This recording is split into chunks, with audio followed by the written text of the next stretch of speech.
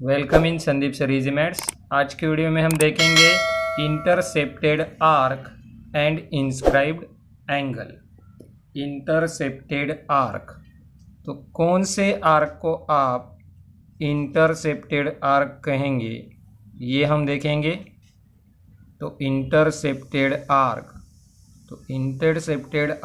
के लिए आपको यहाँ पे अगर डायग्राम आप देखेंगे तो यहाँ पे अलग अलग डायग्राम मैंने निकाली है, जिसमें आप एंगल की पोजीशन अगर देखेंगे तो हर एक डायग्राम में अलग अलग एंगल है। यहाँ पे पहले वाले डायग्राम में एंगल देखेंगे तो एंगल का vertex exterior of the circle के बाहर है। यहाँ पे vertex of the angle circle के अंदर है। यहाँ पे vertex of the angle circle पर है। Same here on the circle, यहाँ पे सर्कल के बाहर है। अब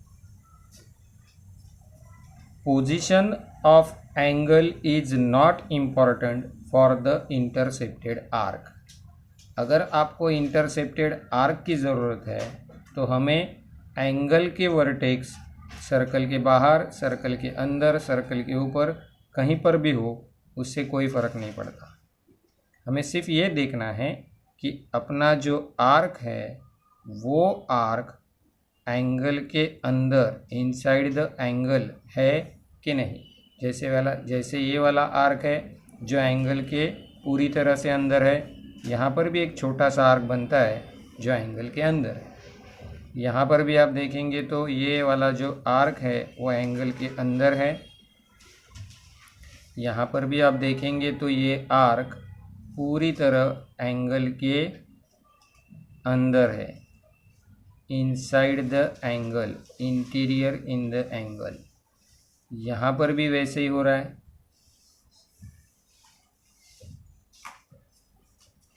but the another condition is यहाँ पर अगर आप देखेंगे तो दोनों एंड आर्क के एंगल के आर्म पर है। यहाँ पर भी दोनों एंड एंगल के आर्म पर है। यहाँ पे भी दोनों एंड एंगल के आर्म पर है। यहाँ पर भी एंगल के आर्म पर है। यहाँ पर आप देखेंगे तो पहला एंड और दूसरा एंड दोनों एक ही आर्म पर आते हैं, सेकेंड आर्म पे नहीं आते, तो ये वाला आर्क नहीं चलेगा। तो इंटरसेप्टेड आर्क के लिए हमें सिर्फ ये कंडीशन इम्पॉर्टेंट है कि अपना पूरा आर्क एंगल के अंदर हो। अपना पूरा आर्क एंगल के अंदर हो तो आप उसे कहेंगे इंटरसेप्टेड आर्क। आप उसे कहेंगे इंटरसेप्टेड आर्क। अब हमें देखना है इंस्क्राइब्ड एंगल।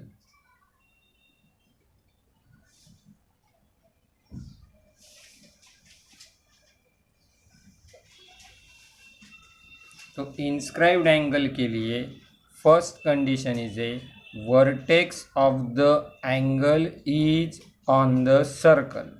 एंगल का वर्टेक्स सर्कल पे होना चाहिए।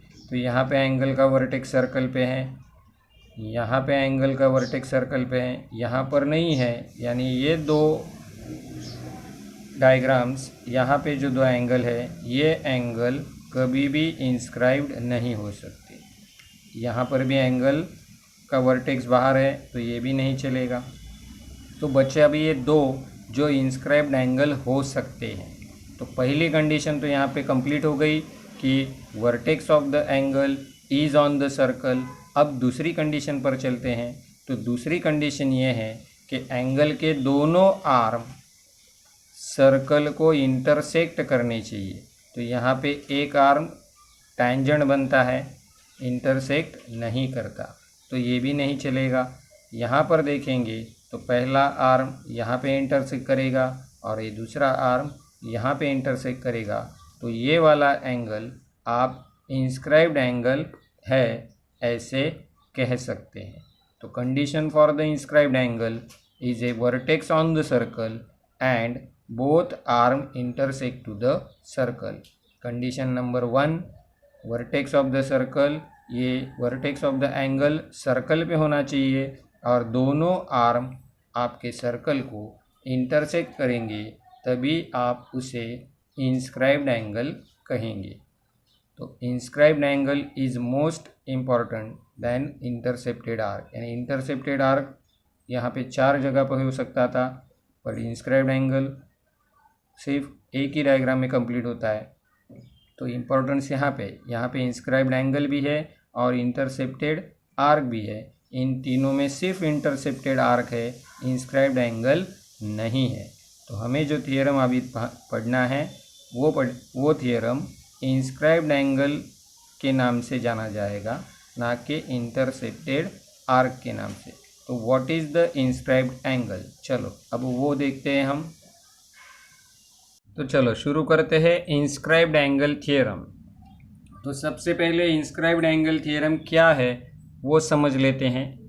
तो measure of an inscribed angle is half of the measure of the arc intercepted by it. यानी इंस्क्राइब्ड एंगल का मेजर, जो भी कोई आपका इंस्क्राइब्ड एंगल होगा, उस इंस्क्राइब्ड एंगल का मेजर उसने इंटरसेप्टेड किए हुए आर्क के मेजर से आधा होगा, हाफ होगा। तो यहाँ पर अगर आप देखेंगे तो angle BAC A is on the circle, यानी ये एंगल BAC आपका है इंस्क्राइब्ड एंगल।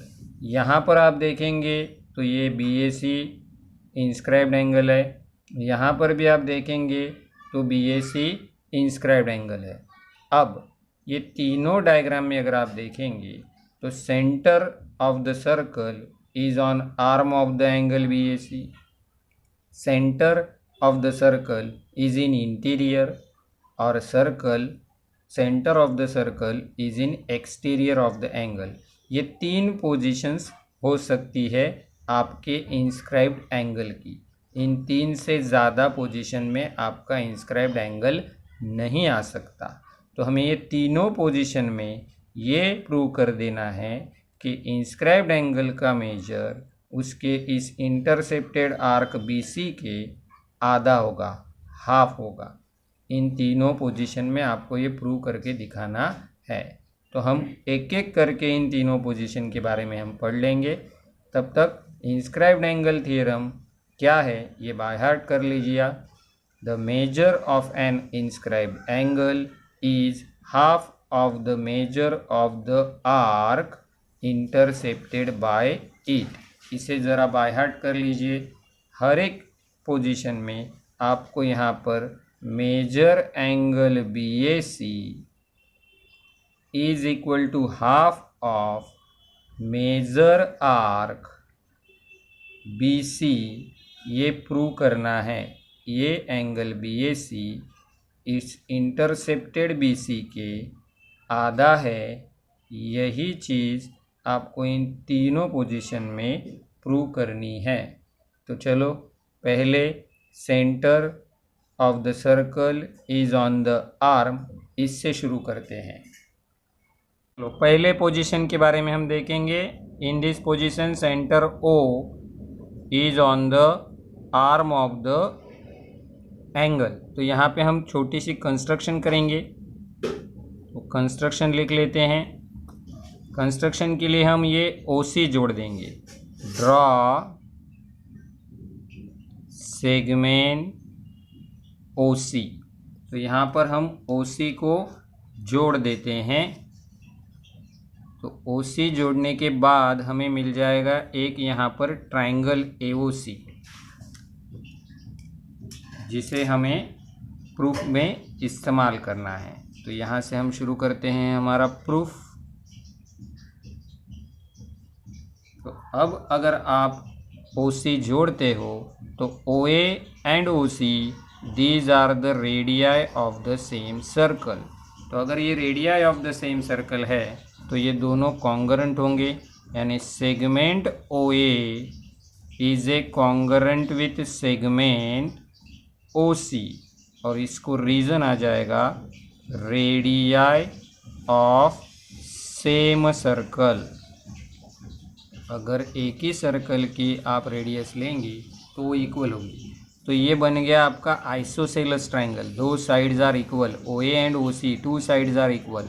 तो आइसोसेलेस ट्रायंगल थ्योरम के हिसाब से ये दोनों एंगल कॉन्ग्रुएंट हो जाएंगे।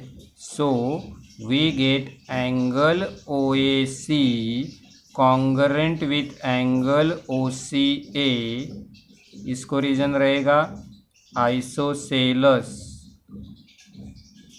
Triangle theorem. तो आइसोसेलेस ट्रायंगल थ्योरम की वजह से ये दोनों एंगल आपको कॉन्ग्रुएंट मिल गए। तो let we consider the measure of them are equal, उन दोनों के मेजर्स इक्वल होंगे तो हम उन दोनों के मेजर्स लेते हैं x डिग्री। तो ये भी x डिग्री और a भी x डिग्री हो गया। अब यहाँ पे जो BOC बन रहा है, BOC, वो इस ट्राइंगल का एक्सटीरियर एंगल बनेगा। Now angle BOC is an exterior angle of triangle AOC। ये BOC AOC का एक्सटीरियर एंगल बन जाएगा। तो एक्सटीरियर एंगल का measure sum of its remote interior angle, ये हमने ऑलरेडी पढ़ा है, तो उसी हिसाब से लिख देते हैं। Therefore measure angle BOC is equal to measure angle OAC plus measure angle OCA, remote interior angle theorem.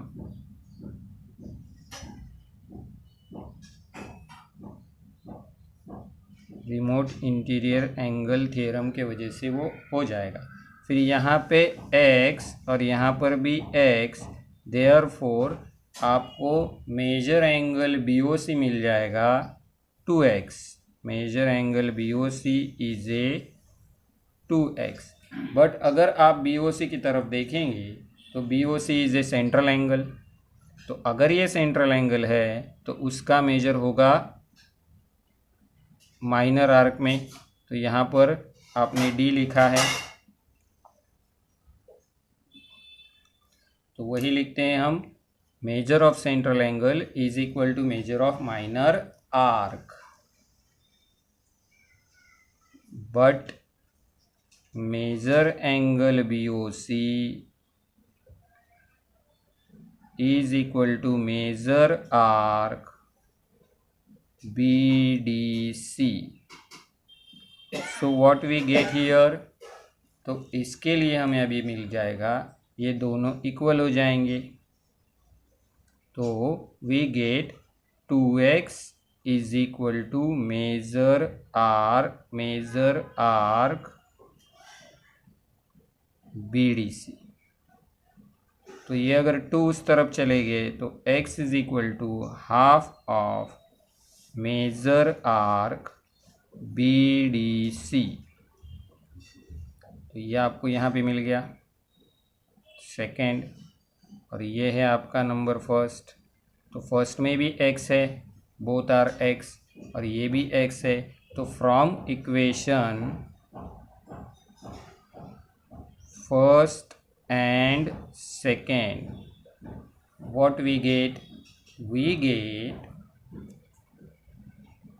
major angle OAC is equal to major angle OCA, ये दोनों x है, is equal to half of major arc BDC।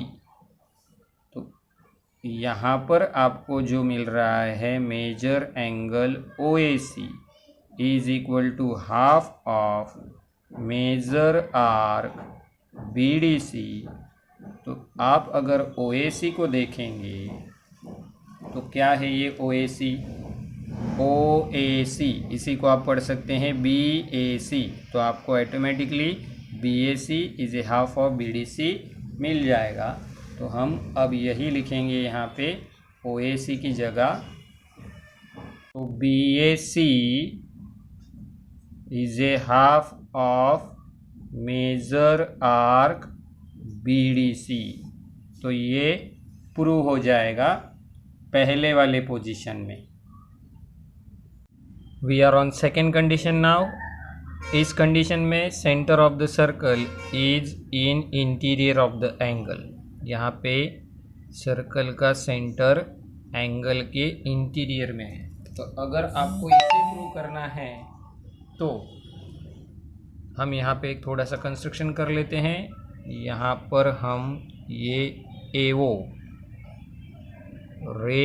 Draw कर लेंगे जो आगे चल के circle को पॉइंट ई में इंटरसेक्ट करेगा।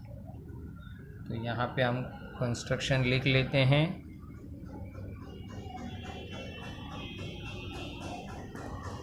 ड्रॉ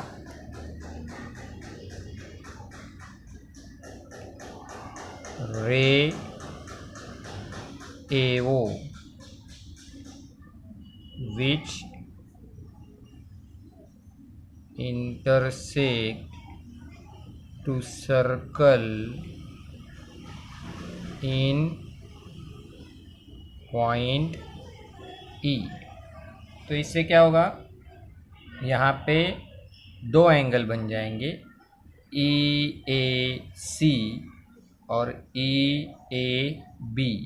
ये दोनों भी इंस्क्राइब्ड एंगल हो जाएंगे। ये वाला जो एंगल है EAC इंस्क्राइब्ड एंगल हो जाएगा just like the first condition. तो इसके प्रूफ के लिए हम पहली वाली कंडीशन का इस्तेमाल कर लेंगे। तो बाय फर्स्ट कंडीशन, जो पहले कंडीशन हमने प्रूव कर दी है, we get measure angle EAC is a half of measure arc EC, क्योंकि यहाँ पे सेंटर एंगल पे आ जाएगा। और सिमिलर यहाँ पर EAB के लिए हो जाएगा। Measure angle EAB is also half of measure arc EB। अब इन दोनों को हम जोड़ देंगे तो हमारा BAC कंप्लीट हो जाएगा। नाउ इन्हें हम जोड़ देते हैं। Measure angle EAC plus measure angle EAB is equal to half of measure arc EC plus half of measure arc EB। ये लेफ्ट हैंड से लेफ्ट हैंड जुड़ गया और राइट हैंड से राइट हैंड को हमने जोड़ दिया है यहाँ पे। तो इन दोनों की टोटल हो जाएगी मेजर एंगल BAC। और यहाँ पे आप हाफ को अगर कॉमन ले लें तो बच जाएगा measure arc EC plus measure arc EB। तो ये दोनों जो अभी ब्रैकेट में आर्क आ गए हैं, उन्हें अगर आप जोड़ते हैं EC और EB को, तो यहाँ पे हमारा पहला वाला D तो था ही, तो यहाँ पे बन जाएगा मेजर आर्क BDC, जो हमें प्रूव करना है। Measure angle BAC is equal to half of BDC। इसी तरह से तीसरी कंडीशन आपको प्रूव करनी है। तो यह है तीसरी कंडीशन जिसमें centre of the circle angle के एक्सटीरियर में है। तो यहाँ पर भी हम छोटा सा कंस्ट्रक्शन कर लेंगे। यहाँ पर भी हम ये AO ड्रॉ कर लेते हैं। We draw a AO here which intersect to the circle in a point DE। और यहाँ पर D तो ऑलरेडी अपना है ही पहले से, तो कंस्ट्रक्शन लिख देते हैं यहाँ हम। ड्रॉ रे AO which intersect to circle in point E। तो इसके प्रूफ के लिए भी हम पहले वाली कंडीशन का ही इस्तेमाल करेंगे। बाय फर्स्ट कंडीशन, जो पहला कंडीशन था, उस फर्स्ट कंडीशन के हिसाब से हम चलेंगे। तो by first condition we gets, यहाँ पर हमें मिल जाएगा पहले कंडीशन से BAE। अब इसके ऊपर आ जाएगा ये center. Measure angle BAE is a half of measure arc BE, और measure angle CAE is a half of measure arc EC, या फिर C भी आप कह सकते हो। अब इन दोनों को करेंगे subtract. Measure angle BAE minus measure angle CAE, और इस तरफ भी हो जाएगी subtraction. Measure arc BE minus half of measure arc EC। तो इस बड़े वाले एंगल से छोटे वाले एंगल को काट देंगे तो बच जाएगा BAC। तो यहाँ पे बच गया BAC, और यहाँ पे हाफ को आप कॉमन ले लेंगे तो ब्रैकेट में दो आर्क आ जाएंगे BE माइनस CE। तो उनकी दोनों की सब्ट्रैक्शन अगर आप करेंगे तो मिल जाएगा हाफ ऑफ मेजर आर्क, ये बच गया यहाँ पे BDC विच इज प्रूव। इस तरह से आपका इंस्क्राइब्ड एंगल थ्योरम प्रूव हो जाएगा। हम देखेंगे corollary of inscribed angle theorem, मतलब ऐसे थ्योरम जो इंस्क्राइब्ड एंगल थ्योरम के ज़रिए हम प्रूव करेंगे। Angles inscribed in a same arc are congruent, ये हम अभी प्रूव करेंगे।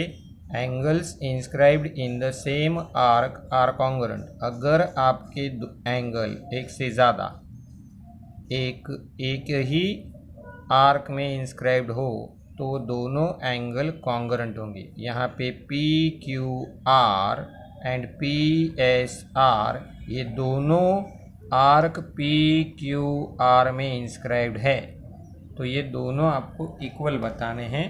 तो फॉर द प्रूफ, इसके प्रूफ के लिए हम इस्तेमाल करेंगे इंस्क्राइब्ड एंगल थ्योरम का। तो by inscribed angle theorem, by inscribed angle theorem, ये जो आपका पहला PQR है उसका इंटरसेप्टेड आर्क है PTR। तो मेजर एंगल PQR जो है वो half of measure arc PTR बन जाएगा, और इसी तरह से PSR भी PTR के ही हाफ हो जाएगा, क्योंकि PSR का इंटरसेप्टेड आर्क भी PTR ही है। तो measure angle PSR is equal to also half of measure arc PTR। तो ये दोनों एंगल एक ही आर्क के आधे हिस्से हैं, मतलब ये दोनों भी इक्वल होने चाहिए, क्योंकि दोनों एक ही आर्क के आधे हैं। So measure angle PQR is equal to measure angle PSR। इसका मतलब ये दोनों एंगल कॉन्ग्रुएंट है, यानी angles inscribed in a same arc are congruent. अब दूसरा, अब यहाँ पे हमें प्रूव करना है angle inscribed in a semicircle is a right angle. यहाँ पर ABC जो एंगल है वो सेमी सर्कल ABC में इंस्क्राइब्ड है, तो वो राइट एंगल है, ऐसे हमें प्रूव करना है। ये AC डायमीटर है, इसका मतलब ABC जो है वो सेमी सर्कल बन जाएगा। फिर इस तरफ जो बचेगा वो ADC, वो भी ऑटोमेटिकली सेमी सर्कल ही होगा। तो ये भी हमें प्रूव करना है इंस्क्राइब्ड एंगल थ्योरम को ही लेकर। तो यहाँ पे शुरुआत में मैं लिख देता हूँ segment AC is a diameter. तो ये अगर डायमीटर है तो ये ऊपर वाला measure angle, measure arc ABC जो है वो बन जाएगा 180 डिग्री, सेमी सर्कल होने की वजह से measure of semi circle is ए 180। सो इसके अपोजिट वाला आर्क ADC भी हो जाएगा 180, अपोजिट आर्क एक ही सर्कल में, क्योंकि 180 plus 180 is a 360, that is the whole circle. अब यहाँ पे बाय इंस्क्राइब्ड एंगल थ्योरम, अगर यहाँ पे आप इंस्क्राइब्ड एंगल थ्योरम का इस्तेमाल करते हैं तो हमें यहाँ पे मिल जाएगा measure angle ABC is a half of measure arc ADC। ये ADC उसका इंटरसेप्टेड आर्क है, तो यहाँ पे हाफ ऑफ हो जाएगा 180 और दैट इज़ द 90 डिग्री। तो अगर 90 डिग्री है तो angle ABC is a right angle, क्योंकि उसका मेजर बन गया है 90 डिग्री। अब हम देखेंगे साइक्लिक क्वाड्रिलैटरल। तो कौन से क्वाड्रिलैटरल को साइक्लिक कहा जाएगा? If all vertices of quadrilateral lie on the same circle then it is called a cyclic quadrilateral. तो यहाँ पर क्वाड्रिलैटरल ABCD जो है उसके चारों वर्टाइसेस ABCD एक ही सर्कल पर है, तो क्वाड्रिलैटरल ABCD को कहा जाएगा cyclic quadrilateral. Point A, B, C and D are vertices of quadrilateral ABCD which on same circle, एक ही सर्कल पर है।